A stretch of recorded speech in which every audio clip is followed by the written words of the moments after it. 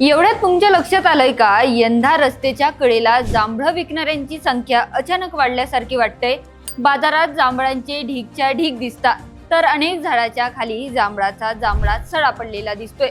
आणि त्यासोबतच एक जुनी म्हण पुन्हा चर्चेत आली आहे, ज्या वर्षी जांभळं भरपूर येतात त्या वर्षी दुष्काळ पडतो। पण खरंच या समजुतीमागे काही वैज्ञानिक आधार आहेत का, की हा फक्त पिढ्यानपिढ्या चालत आलेला योगायोग आहे?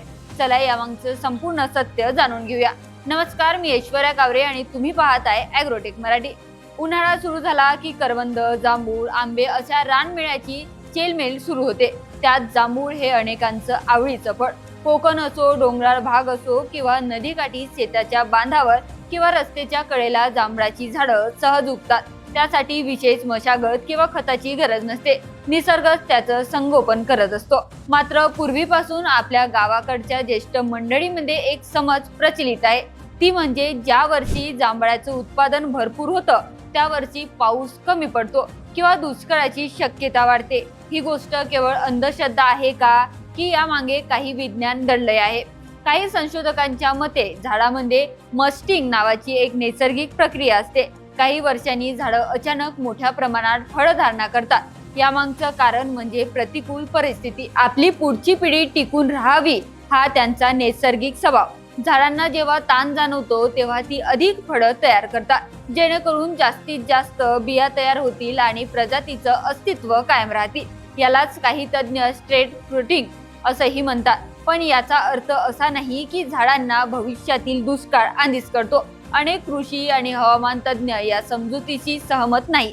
त्यांच्या मते जांभळांचं भरपूर उत्पादन होण्यामागं काही वेगळं कारण आहे। सर्वात पहिलं कारण म्हणजे मागील वर्षी पडलेला पाऊस। जांभळांच्या झाडांना भरपूर अन्नसाठा तयार करण्यासाठी मागील हंगामातील चांगला पाऊस महत्त्वाचा असतो। त्यामुळे मागच्या वर्षी पाऊस चांगला झाला असेल तर यंदा जांभळं जास्त येण्याची शक्यता वाढते। दुसरं कारण म्हणजे कोरडं आणि उष्ण हवामान। फेब्रुवारी आणि मार्च मध्ये जर अवकाळी पाऊस झाला नाही तर झाडावरील मोहर टिकून राहतो, परिणामी फळधारणा जास्त होते।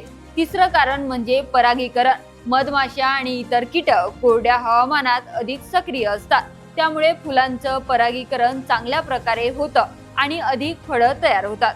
चौथं म्हणजे निसर्गाचं स्वतःचं चक्र। काही झाडं एका वर्षी भरपूर फळं देतात आणि पुढच्या वर्षी कमी, हे अनेक झाडांमध्ये नैसर्गिकरित्या घडत असते। आणि पाचवं कारण म्हणजे मान्सून उशिरा येणं।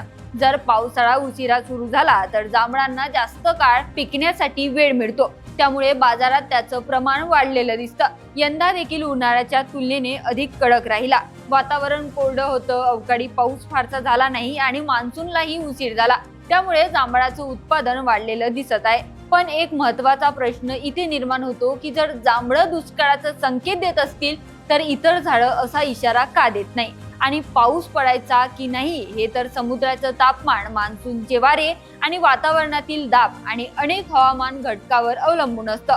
मग केवळ जांभळांच्या उत्पादनावर दुष्काळाचा अंदाज बांधणं कितपत योग्य आहे?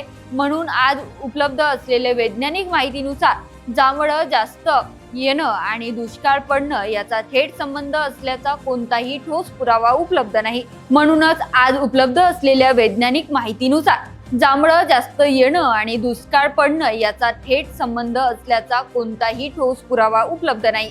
ही एक पारंपरिक समज असली तरी प्रत्येक वेळी ती खरी ठरेल असं नाही। आता तुम्हाला काय वाटतं? जांभळं भरपूर येणं हा खरंच निसर्गाचा इशारा आहे का, की हा फक्त योगायोग?